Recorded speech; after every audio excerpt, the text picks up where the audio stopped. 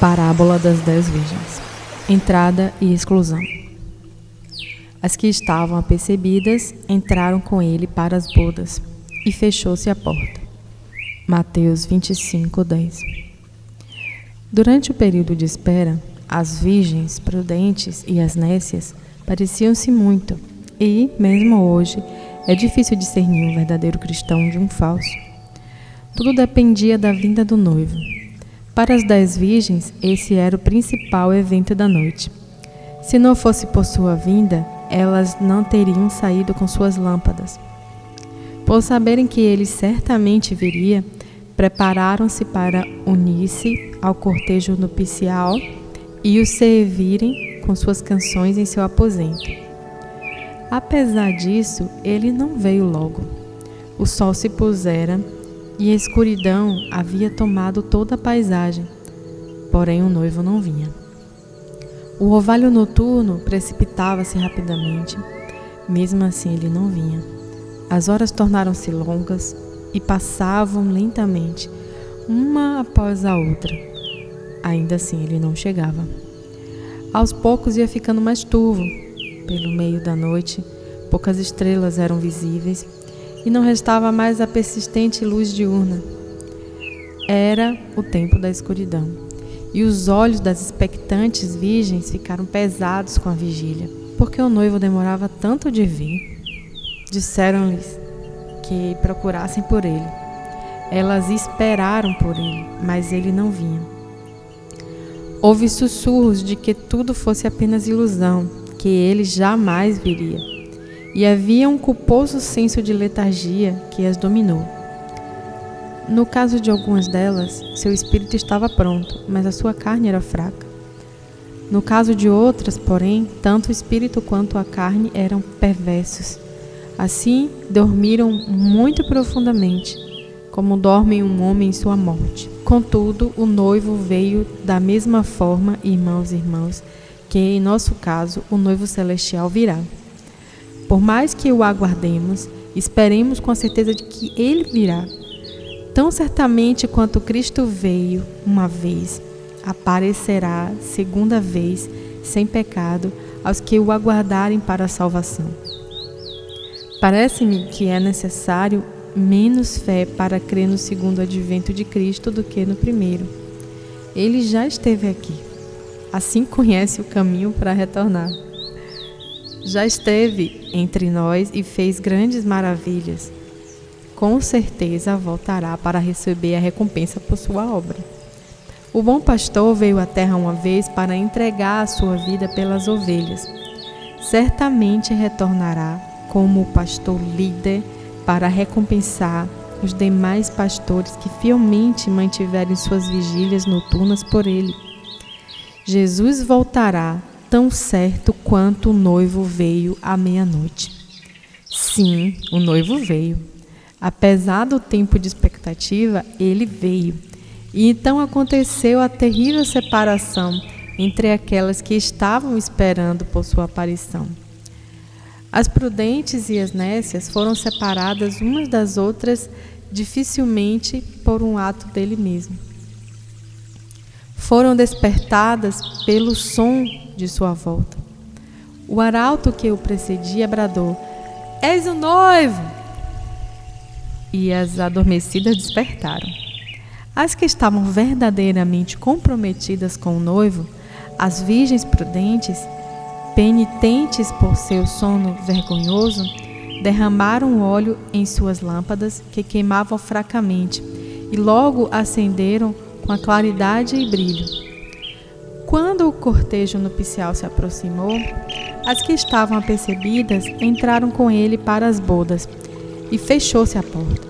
Contudo, as virgens nécias, aquelas que desprezaram os secretos armazéns de azeites, aquelas que nunca haviam ido ao Espírito Divino em busca de sua inigualável graça, foram separadas de suas prudentes companheiras. Sem dúvida, sem que fosse um ato em especial do noivo, mas como resultado natural de sua própria condição, não preparadas. Tiveram que se retirar para comprar o azeite daqueles que o vendiam, E quando voltaram, era tarde demais para entrarem nas bodas. Dirigiram-se aos portões do palácio e encontraram a porta trancada para elas, trancada para sempre. E descobriram que teriam de habitar na escuridão exterior, onde pranteariam e lamentariam por não terem sido encontradas dignas de contemplar a face do noivo, ou entrar em sua alegria. Vou lhes falar, caros amigos, da forma mais simples que eu puder, mas com profunda sinceridade, sobre os dois tipos de pessoas mencionados no texto. Primeiramente, falarei dos apercebidos e de sua entrada. As que estavam apercebidas entraram com ele para as bodas. E depois direi algo sobre os despreparados e sua exclusão. E fechou-se a porta. Primeiro, inicialmente, então, vejamos os apercebidos e sua entrada. As que estavam apercebidas entraram com ele para as bodas. Meditemos um pouco primeiramente sobre a entrada e depois falaremos sobre as pessoas que a usufruíram. Sobre a entrada. Percebam que foi imediatamente após a chegada do noivo. Tão logo ele apareceu, parece não ter havido intervalo, mas, de uma vez, as que estavam apercebidas entraram com ele para as bodas. Amados amigos, a manifestação de Cristo será a glorificação do seu povo. Não precisaremos de qualquer coisa, a não ser de contemplar sua face, e nossa alegria será perfeita e completa. Assim todo crente diz com Jó: porque eu sei que o meu Redentor vive e por fim se levantará sobre a terra. Depois revestido este meu corpo da minha pele, em minha carne verei a Deus. Vê-lo-ei por mim mesmo, os meus olhos os verão, e não outros. Nunca acalante o menor receio de algum estado de purgatório, como alguns voltaram a sonhar. Essa mentira que os reformadores corretamente chamaram de o ladrão do purgatório, que enchia o tesouro papal e foi uma maldição para miríades de almas imortais, foi exposta em toda a sua horrenda nudez pela luz que Deus concedeu a Lutero e Calvino. Mesmo hoje, em meio ao abundante ceticismo destes dias maus, lá vem voltando esse asqueroso pássaro noturno, ou melhor, esse dragão da era das trevas. E às vezes os próprios filhos de Deus sentem a influência de sua presença pestilenta. Queridos amigos cristãos, não temam o purgatório. Se tiverem morrido, estarão ausentes no corpo e presentes com o Senhor num instante, pois essa será a sua abençoada porção no Senhor. Se estiverem vivos e assim permanecerem até que Jesus volte, seus corpos serão transformados num momento, num piscar de olhos, e serão arrebatados para se encontrarem com o Senhor nos ares, e assim estarão para sempre com Ele. Contudo, se houverem dormido no Senhor, aqueles que estiverem vivos em sua volta não terão precedência sobre vocês, mas vocês serão ressuscitados incorruptíveis e, no momento dessa ressurreição, quando seu espírito, por decreto divino, for reunido ao seu corpo perfeitamente purificado e glorificado, vocês adentrarão com Cristo as bodas e estarão com Ele por toda a eternidade e serão para sempre como Ele é. Não se turbem, portanto, sobre o que acontecerá ou não. Estejam confiantes disso. Se dormirem, dormirão em Jesus. E quando acordarem, serão a sua semelhança e jamais serão apartados daquele cuja companhia, mesmo agora, é sua maior fonte de alegria e cuja associação será seu prazer para sempre e sempre. Percebam a seguir que a entrada das virgens prudentes na festa das bodas não foi apenas imediata, foi também íntima. As que estavam apercebidas entraram com ele para as bodas. Gosto dessa expressão, com ele. Eu não iria a lugar nenhum sem Cristo. E, se puder ir a qualquer lugar com Ele, independente de onde Ele me guiar, esse será um dia feliz para mim. e assim será para todos que amam sua vinda. Vocês sabem, amados, que nosso Senhor deixou em seu testamento que estaremos com Ele em sua glória. Ouçam essa cláusula retirada do seu testamento. Pai, a minha vontade é que, onde eu estou, estejam também comigo os que me deste, para que vejam a minha glória que me conferiste. Ó, amados, vocês que sabem que serão um com Cristo, crucificados com Ele, com eles ressuscitados, assentados com Ele no lar celestial. Vocês, tenho certeza, encontrarão algo ainda mais divino no céu do que jamais encontraram quando aquela doce frase for verdadeira para vocês. As que estavam apercebidas entraram com Ele para as bodas. Nosso Senhor Jesus, em pessoa, nos escoltará ao nosso lar na glória. Ele nos conduzirá às fontes de elevada bênção, pois como o ancião disse a João em Apocalipse, pois o Cordeiro, que se encontra no meio do trono, os apacentará e os guiará para as fontes da água da vida. Esse, parece-me, é o cerne da alegria celestial. O céu é como um cacho de uvas de escol, mas a essência, o sumo, a doçura do cacho consiste nesse fato, que estaremos para sempre com o Senhor.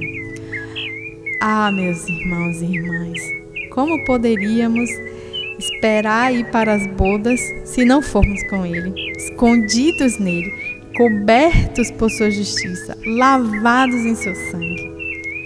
João viu uma grande multidão que nenhum homem poderia contar, de todas as nações, tribos, povos e línguas diante do trono de Deus e diante do Cordeiro.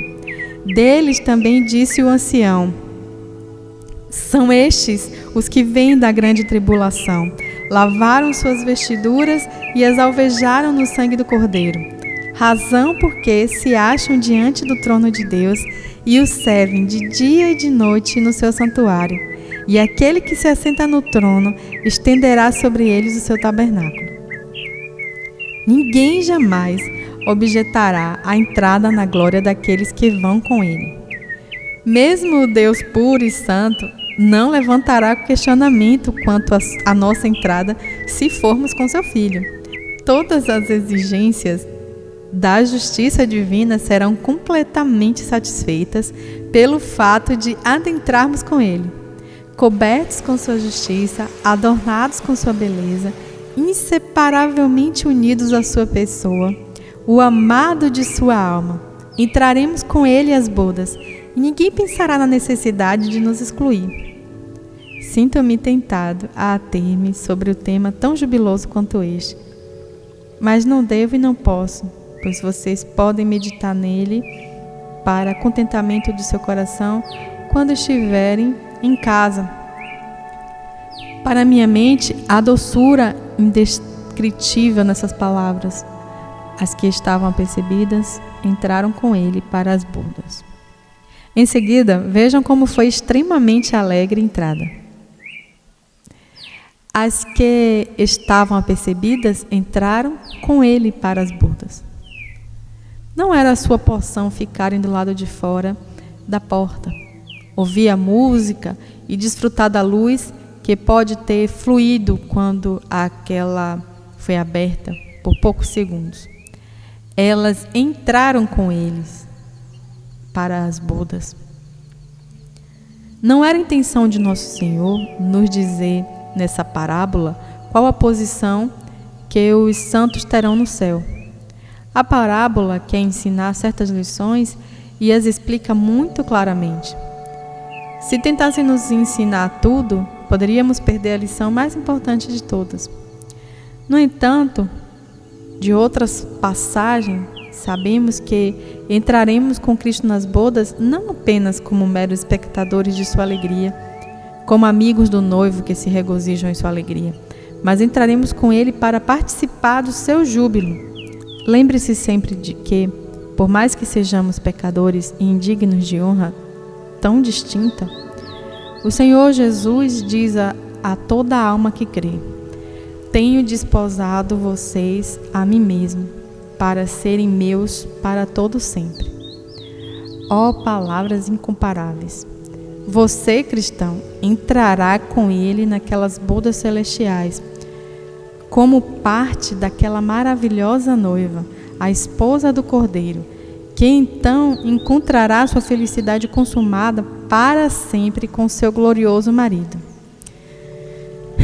Que misericórdia é possuir graça suficiente para poder crer nisso, visto que é necessário muito mais fé para que tal distinção seja a porção daqueles que por um tempo eram herdeiros da ira, como os outros, e que por seus pecados merecem ser lançados no fundo do inferno, no mais profundo do inferno.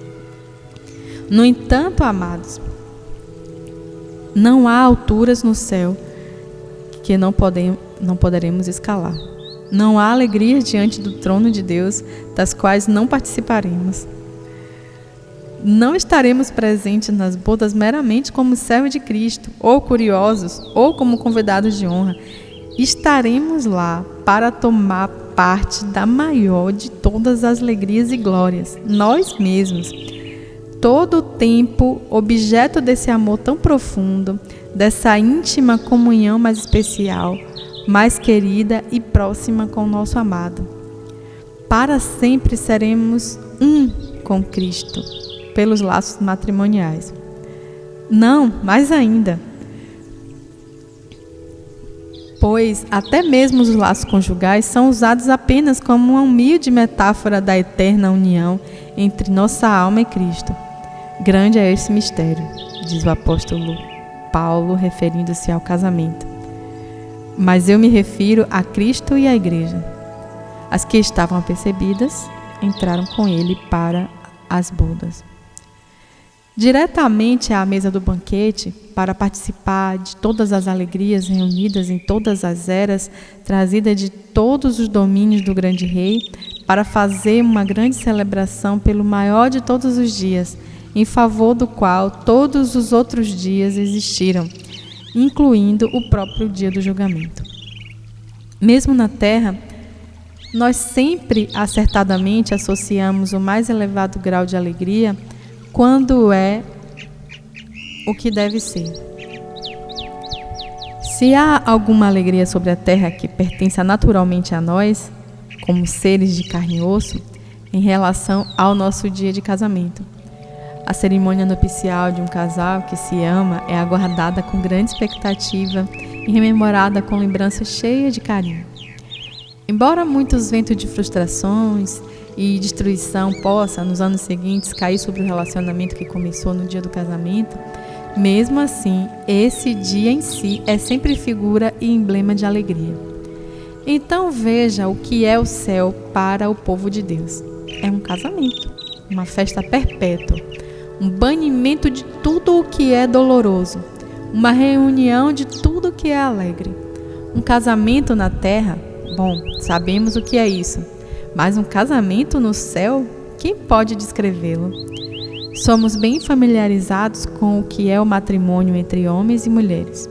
Porém, essa união da qual estou tentando falar é o casamento entre Cristo de Deus com seu povo remido. O matrimônio terreno é contraído entre dois pecadores. Contudo, o casamento celestial é a união daquele que é todo puro e santo, com outros a quem ele purificou de toda mácula, mancha, ruga ou coisa semelhante, e assim a preparou para que seja uma união eterna. As que estavam apercebidas entraram com ele para as bodas. Essas palavras soam aos meus ouvidos e ao meu coração como ressoados sinos nupciais. Ouçam-nos! Essas pessoas estiveram na batalha, lutando como bons soldados de Jesus Cristo, mas logo entraram com ele para as bodas.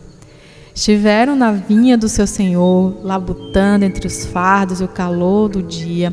O sol os fitou e eles ficaram bronzeados e amorenados pelo calor causticante. Porém, no tempo certo, entraram com ele para as bodas. Algumas vezes viram seu Senhor por um período, depois por um tempo, deixaram de vê-lo, mas entraram com ele para as bodas. Às vezes se afastaram dele e as trevas o cercaram. Sim, imprudentemente caíram no sono quando deveriam ter vigiado. Todavia, entraram com ele para as bodas. A bênção de estar onde todo o mal findou para sempre e toda alegria começou para nunca terminar. Todo o pecado e imperfeição apagados pelo precioso sangue de Cristo e toda a santidade e perfeição sendo colocada sobre nós para todo sempre. Tudo isso e muito mais leio nas palavras. As que estavam apercebidas entraram com ele para as bodas. Depois vem essa pequena frase que é tão terrível para os ímpios, mas, tão doce para os agraciados. E fechou-se a porta. Essas palavras demonstram que a entrada dos justos no céu é eterna. A porta foi fechada por 2 propósitos. Contudo, mais importante, conforme entendo, para encerrar os santos do lado de dentro. E antes que ela possa ser aberta para deixar que os maldosos entrem, ela teria que ser aberta para deixar os santos saírem. Estas 2 declarações do Senhor permanecem lado a lado. E irão estes para o castigo eterno, porém os justos para a vida eterna. Se você negar a eternidade de uma, deverá negar a eternidade da outra, visto ser a mesma palavra em cada caso. Você precisará arrombar a porta, que é a segurança dos santos que estão dentro, antes de que possa haver uma transformação nos ímpios que estão do lado de fora. E isso jamais acontecerá. A alegria dessa cerimônia nupcial é eterna. Isso está implícito na afirmação do Senhor. As que estavam apercebidas entraram com ele para as bodas e fechou-se a porta. Eu gostaria que vocês notassem que são estes que entraram com o noivo. Eu gostaria que você notasse quem são esses que entraram com o noivo. De acordo com o texto, são os preparados, os que estavam apercebidos. As que estavam apercebidas entraram com ele para as bodas. Não existe qualquer pessoa dentre os filhos dos homens que esteja naturalmente pronta para entrar nas bodas. Antes que possam entrar, precisam passar por uma tremenda mudança. Na realidade, precisam nascer de novo. Pensem por um momento sobre que tipo de criatura somos por natureza. Muito inadequados para entrar com Cristo às núpcias celestiais. Agora considere o que Cristo é: brilhante, puro e santo. Quem será capaz de entrar no céu para estar eternamente com o noivo? Minha alma, você é apenas poeira e cinzas, e o Senhor é o sol da justiça. Minha alma, você, por causa do pecado, comparável a um monte de estrume, e o seu Salvador é perfeição infinita. Você poderá estar apercebida para entrar com ele com as bodas? Não antes que o mesmo Deus, que se tornou homem para que pudesse estar apto para ser seu noivo, a torne santa, a fim de que possa ser encontrada para estar casada com ele para sempre. Uma grande transformação que está muito além de qualquer poder seu de realizar. Tem que ser efetuada em você antes que possa entrar com Cristo às bodas. Você deve primeiramente ser renovado em sua natureza ou não estará preparado. Deve ser justificado na justiça de Cristo e deve revestir-se de suas vestimentas nupciais. De outra forma, não estará apercebido. Ou, voltando a parábola diante de nós, deve ter uma lâmpada, e esta deve ser alimentada com óleo celestial. Continuando a brilhar ou não, estará pronto. Nenhum filho das trevas pode entrar naquele lugar da luz divina. Você deverá ser transportado das trevas para a sua maravilhosa luz. Do contrário, jamais estará preparado para entrar com Cristo às núpcias e para estar eternamente com Ele. Amados irmãos e irmãs no Senhor, oro para que vocês sempre vigiem por sua prontidão para entrar nas bodas. Estão prontos agora? Se nesse momento a voz da trombeta do arcanjo tocar, ou se agora, como tem acontecido ultimamente com certos amados amigos seus, vocês forem acometidos de paralisia ou de apoplexia, seria derramamento de sangue ou serosidade dentro de um órgão, tecido ou acidente vascular cerebral, e de uma hora para outra morressem, estariam prontos para a grande transformação? Estão preparados para ir com Cristo ao grande casamento? Eu os aconselharia a não somente estarem prontos em todas as grandes coisas, mas também estarem prontos nas pequenas e em tudo o que diz respeito ao seu relacionamento com o seu Senhor. Talvez vocês ainda não tenham se revestido de Cristo publicamente por meio do batismo. Assim, quanto a isso, ainda não estão prontos. Não retardem a obediência à ordem de Cristo, lembrando-se de suas palavras. Quem crê e for batizado será salvo. Com sua boca confessem o Senhor Jesus, se em seu coração já creram nele. Não desconsidere qualquer dos mandamentos de Cristo. Talvez você jamais tenha participado da ceia do Senhor. Se esse for o caso, não creio que possam se chamar de prontos para ir com Cristo para as bodas. Quem sabe você chame essas coisas de pequenas, e realmente o são quando comparadas com o principal que já mencionei.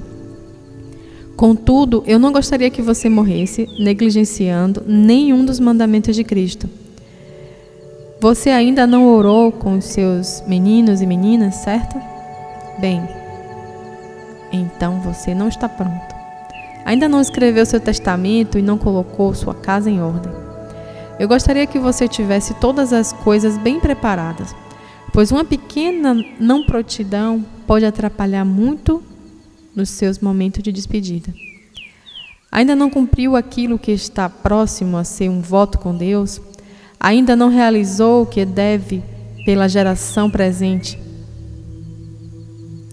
Ainda não falou com aquele amigo ímpio e o avisou, como seu coração lhe disse que fizesse há pouco tempo? Eu gostaria de ter você, meu irmão e minha irmã, em tal estado que, se você caísse morto em seu caminho para casa esta noite, os outros lamentariam, mas você seria grato porque sua morte súbita foi glória repentina. Whitefield, evangelista itinerante inglês de 1714 a 1770, dizia que não gostaria de ir dormir à noite se tivesse deixado suas luvas fora de seu chapéu, onde as encontraria na manhã seguinte. É jubiloso sentir que está tudo bem entre Deus e minha alma, entre mim e minha esposa e filhos, e com tudo ao meu redor. Deixe que a morte venha quando quiser, que a doce carruagem mova-se lentamente, como a canção do Jubilee Singers, grupo de cantores fundado em 1871, composto de alunos afro-americanos da Universidade Fisk, em Nashville, Tennessee, Estados Unidos. Estranhamente o coloca. E que ela transporte minha alma para o país celestial, onde irei com ele às bodas. Estejam apercebidos, queridos amigos, estejam apercebidos. Especialmente, estejam apercebidos na grande questão da salvação.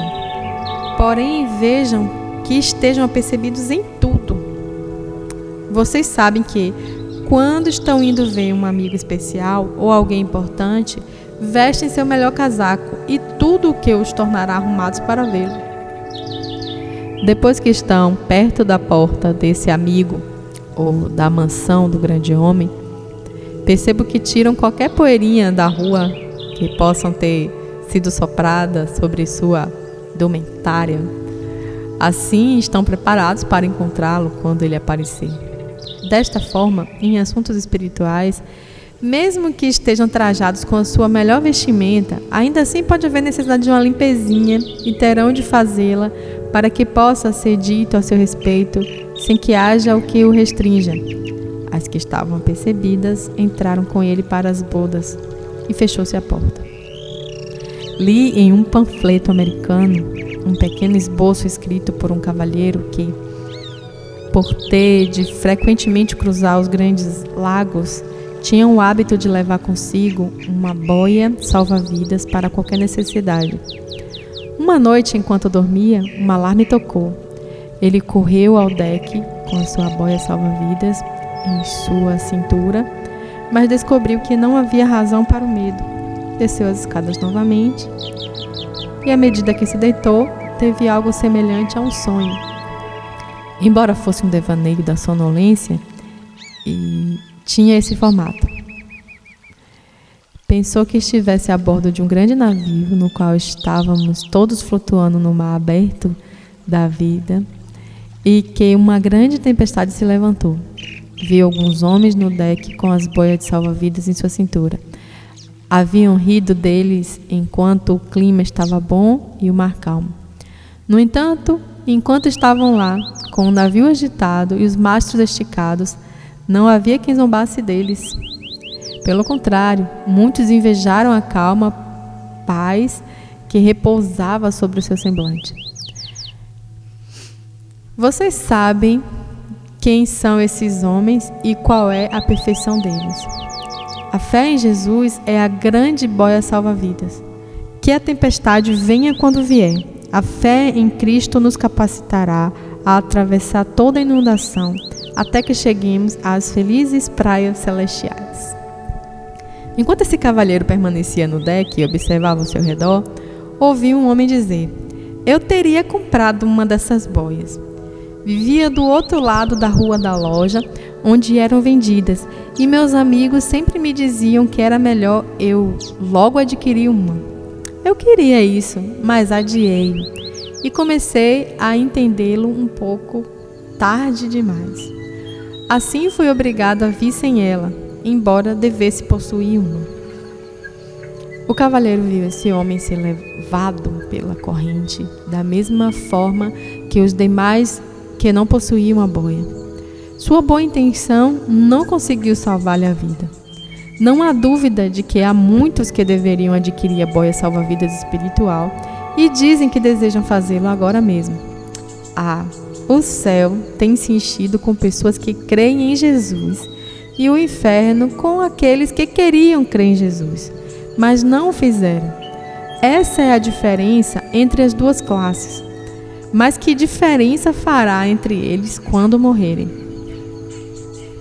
Estas são as pessoas que lotarão os corredores do inferno. Homens e mulheres que queriam crer no Salvador, contudo jamais o fizeram. Viveram do outro lado da rua, onde essas boias salva-vidas eram adquiridas e desejaram tê-las, porém não as tinham quando a última grande tempestade sobreveio e assim se perderam-se para sempre. Houve outro homem que disse: já cruzei esse mar tantas vezes sem ter uma boia que achei que poderia correr o risco mais uma vez. Ele também foi levado pela corrente. E há algum de vocês, meus ouvintes, que já disseram: já vivi 20, 30, 40, 50, 60 ou 70 anos e ainda não morri? Correrei o risco mais um ano. Realmente, hoje em dia, ninguém parece envelhecer. Você conhece um homem de 75 ou 80 anos e ele acha que será velho um dia. Mas ele conhece alguém que viveu até os 99 e acha que alcançará a mesma idade. Ouvi falar de um fazendeiro idoso que queria comprar um campo do seu vizinho. Ele tinha 80 anos e seu vizinho era 5 anos mais novo. Assim, quando seu vizinho não lhe vendeu a terra, o mais velho disse: bom, tudo bem. Você é velho e posso comprá-lo quando você morrer. Eis aqui um homem que era 5 anos mais velho que o outro, e mesmo assim compraria o campo do mais jovem quando este morresse. São essas pessoas que dizem: tenho navegado esses mares por tanto tempo sem uma boia salva-vida que arriscarei fazê-lo por mais um tempo. Desta maneira, eles também estão perdidos. Houve outro homem que correu ao seu baú para pegar uma boia salva-vidas. Abriu a tampa e pegou a boia, mas percebeu que estava estragada e bem imprestável. O fato é que ela era de má qualidade quando ele a comprou, e depois de carregá-la por aí consigo, cansou-se de tão inútil apêndice que o jogou no baú. E agora que realmente precisava ser preservado da tempestade, ela já não tinha mais utilidade para ele. Você está aqui, Senhor, você sabe. Costumava professar sua religião. Já teve sua boia salva-vidas, assim pensava. Mas não era de qualidade, ou você a teria agora. Ela era daquele tipo que parecia ser a correta, e você a usou por um tempo. Você costumava vir na reunião de oração e até se tornou membro da igreja. Seguiu com sua religião por um tempo, mas o que aconteceu com ela? Onde estava na noite passada? Repito a pergunta. Onde estava na noite passada? Se o diabo se apossasse de você e o levasse para os seus domínios, não haveria alguém para bradar: pare, ladrão, enquanto ele fugia com você, pois saberia que o diabo apenas tomara a sua propriedade que encontrara em suas premissas. Ainda assim, durante um tempo você professou sua religião, assentava-se à mesa da comunhão, possivelmente foi até mesmo batizado. Contudo, onde está sua boia salva-vidas agora? Ela se foi. Que Deus os salve, vocês que se tornaram desviados, a menos que também se provem como apóstatas. Se você se desviou, então retorne enquanto ainda há tempo, enquanto ainda há esperança. E se você jamais foi convertido, que Deus comece sua obra da graça em seu interior agora mesmo. Havia outro a bordo, que tinha a boia salva-vidas, e ele parecia muito contente quando a vestiu. Mas quando as ondas o expulsaram do navio, ele flutuou por alguns momentos e depois afundou. O fato é que a sua boia era uma imitação. Alguém lhe disse que o outro tipo era tão caro e que havia uma que parecia ainda melhor. A verdade é que houve um sussurro de que ela não resistiria aos testes necessários. Mas o homem não se preocupou muito com isso, visto que sua boia parecia tão boa quanto a genuína. E ele possuía o crédito de estar na companhia daquelas pessoas sensíveis que possuíam a verdadeira. Assim, sua boia respondeu muito bem até que ele chegou ao insurgente mar. Da mesma maneira, deve haver alguns de vocês aqui que têm uma boia salva-vidas falsa. São membros de uma igreja, chegam-se à mesa da comunhão, todos os respeitam, porém, como se sairão no avolumado Jordão com uma religião fingida? O que farão quando o coração e a carne falharem? Antes que seja tarde demais, que Deus leve embora toda a falsidade de vocês e lhes dê a legítima piedade, um coração novo e um espírito reto. À medida que o cavaleiro olhava ao seu redor, viu ainda um entre os passageiros, um jovem que se agarrava a outro que vestia a boia salva-vidas. Clamava: deixe-me segurá-lo, sua boia salva-vidas não será o suficiente para salvar ambos? Contudo, o outro respondeu: ela é o bastante para somente um. Mantém apenas uma pessoa flutuando. Então o cavalheiro ponderou na parábola das 10 virgens que o Senhor contara e no que as nécias disseram às sábias: dás-nos o seu azeite, porque as nossas lâmpadas estão apagando. No entanto, as sábias replicaram: não, para que não nos falte a nós e a vós outras. Portanto, lembremo-nos de que nada nos beneficiará a não ser a devoção pessoal. A religião dos demais não lhe será de qualquer valia. A mensagem do nosso Senhor a todos nós é: importa-vos nascer de novo. E não existe algo do tipo novo nascimento por procuração. Vocês precisam voar para encontrar refúgio em Jesus. E não há qualquer pessoa que possa fazer isso por vocês. Devem, pelo poder do Espírito Santo, confiar em Cristo por si próprios. Ninguém pode crer em seu lugar. Alegro-me de que haja muitos aqui que têm a boia salva-vida do genuíno Evangelho. Permanecendo em Cristo, não temem. Não há condenação que devam temer quando Jesus é tudo o que decidiram ter. Podem, sem qualquer temor, enfrentar dilúvios, ou as chamas, ou a voraz profundidade. Podem até mesmo estar sem temor no inferno e da morte terrível, sabendo que em paz aportarão das pacíficas costas celestes, de onde jamais partirão. O ponto 2. Estou quase agradecido por ter apenas poucos minutos para trabalhar na segunda parte do meu assunto: os despreparados e sua exclusão. Tentarei dizer muito em poucas palavras e lhes peço que deixe que cada palavra encontre guarita em vocês. Então, quando foi essa exclusão? E fechou-se a porta. Ela não ficou entreaberta, foi fechada. Tão firmemente fechada que havia uma separação completa entre as convidadas que entraram e as tardias virgens nécias que ficaram para fora. Todavia, essa separação era perfeitamente justa. As virgens tolas deveriam ter estado lá na hora, deveriam ter entrado com o noivo. Não era sua função assisti-lo e acompanhá-lo ao lar? O tempo de entrar havia chegado em sua plenitude. Era o tempo correto e adequado.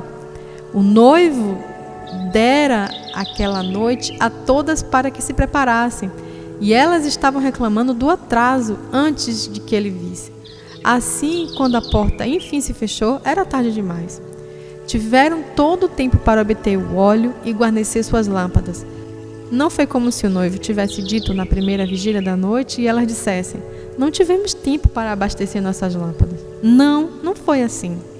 Da mesma forma, caros amigos, vocês têm toda esta vida, todos estes anos de longo sofrimento e clamor paciente de nosso Senhor, e a porta somente se fechará quando chegar a sua última hora. Oh, sejam sábios antes que seja tarde demais. Quando a porta foi fechada, a exclusão foi definitiva. Em toda a minha pesquisa na Palavra de Deus, nunca encontrei qualquer tipo de esperança de que a porta, uma vez cerrada, seria aberta novamente. Pode haver uma grande esperança à qual alguns se entregam, mas lhes imploro que jamais arrisquem a sua alma sobre essa plataforma apodrecida, pois não há qualquer passagem na Bíblia, nas Escrituras, que a garanta.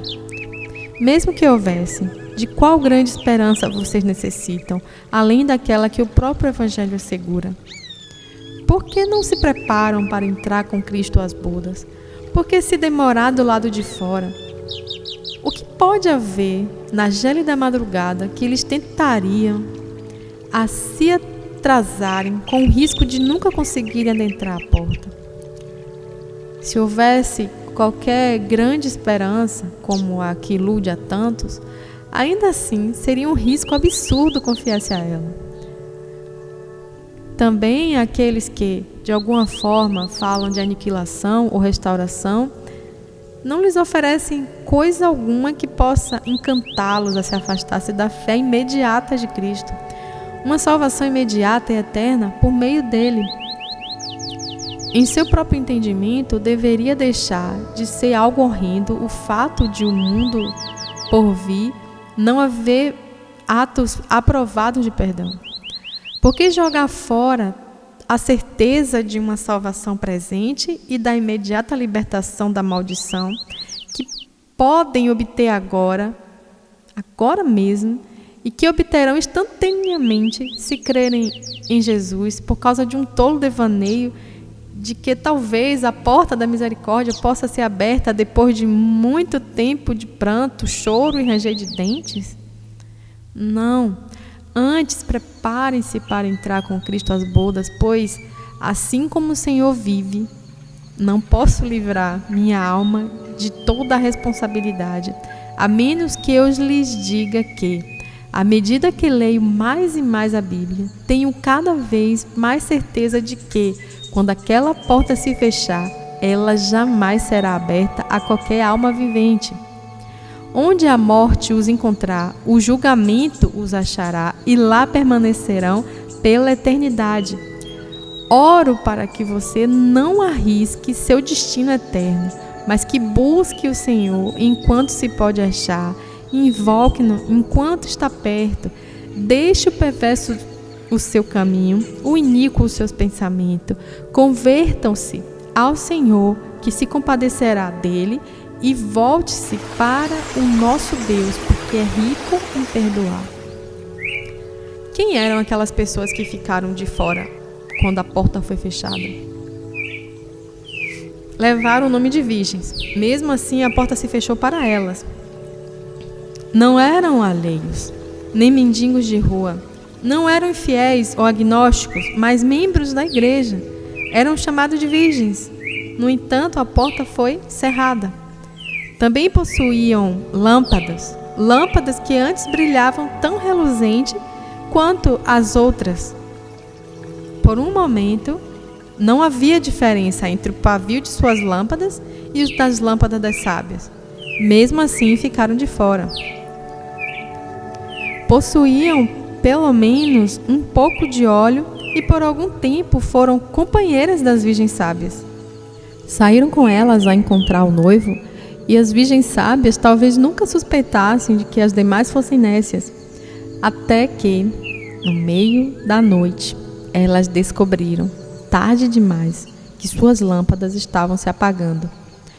Ó senhores, beberemos do mesmo cálice da comunhão e comeremos do mesmo pão da mesa do Senhor, sendo lembrados de seu corpo partido e seu sangue derramado. E mesmo assim, alguns de nós estarão para sempre do lado de dentro com Deus, enquanto outros estarão eternamente trancados para fora, porque não receberam o Espírito Santo, por não terem o secreto estoque interior de óleo da graça? Que por sua graça, Deus não o permita. Vejam que essas pessoas agiram de forma muito semelhante à daqueles que entraram com o noivo. Saíram a encontrar o noivo, percorreram a mesma estrada e o mesmo tanto que as demais caminharam, e foram dormir da mesma maneira que as demais. Acordaram com as outras e igualmente começaram a preparar suas lâmpadas. A situação delas parecia ser a de filhas de Deus e parecia ter muitas marcas da eleição da graça. Contudo, não a possuíam, nem estavam nela, pois não tinham óleo em suas lâmpadas, nem graça, nem habitação do Espírito Santo, nem ação especial daquele que opera nos santos o querer e o efetuar de acordo com a sua boa vontade. Eram tão semelhantes à noiva de Cristo que somente o noivo poderia dizer qual a diferença, até que veio a meia-noite, e essa diferença ficou explícita a todos os observadores. Também me parece que essas pessoas que foram trancadas para fora eram aquelas que sabiam algo sobre a oração. Aquela noite não foi a primeira que elas utilizaram o clamor agonizante: Senhor, Senhor, abre-nos a porta. Provavelmente estavam habituadas às reuniões de oração. Estavam onde as pessoas chamavam Cristo de Senhor. E elas mesmas usaram essa fórmula. Talvez disseram em sua mente: Senhor, Senhor, porventura não temos nós profetizado em teu nome? E em teu nome não expelimos demônio? E em teu nome não fizemos muitos milagres? No entanto, a porta se fechou para elas, e elas do lado de fora, sabendo do que acontecia lá dentro, rangeriam os dentes ainda mais por não poder entrar. A porta foi fechada para aqueles que viam a luz de Deus, mas cuja lâmpada se apagara. Carregaram em suas mãos as mesmas lâmpadas que ele lhes dera direito a reivindicar um lugar na procissão. Mas elas se apagaram. Assim sendo, não possuíam direito a qualquer lugar, e a porta se fechou para eles. Ah, vocês que meramente professam a religião, ficarão trancados para fora da porta da misericórdia?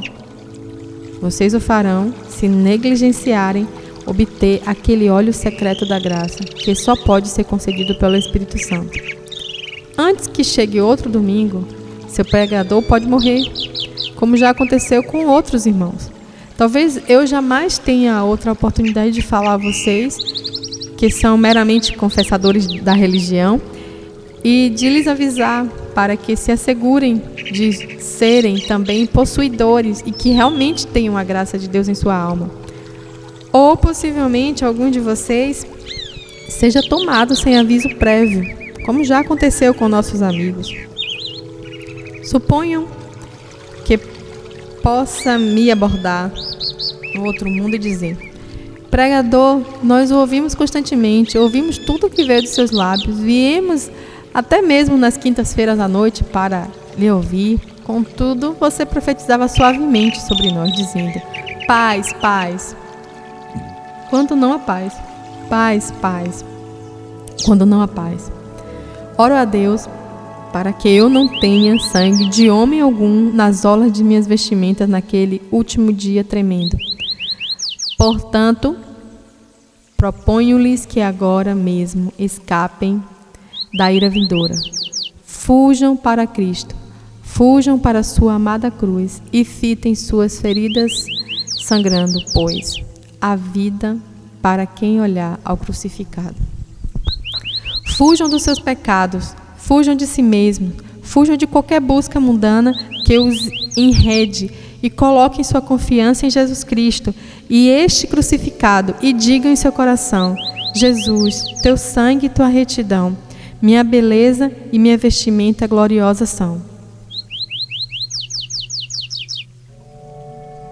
Entrarei contigo às bodas, e quando a porta se fechar, estarei do lado certo dela, distante do mundo de pranto e pecar, eternamente com Deus ficar. Que o Senhor nos salve a todos, por amor ao seu nome. Amém.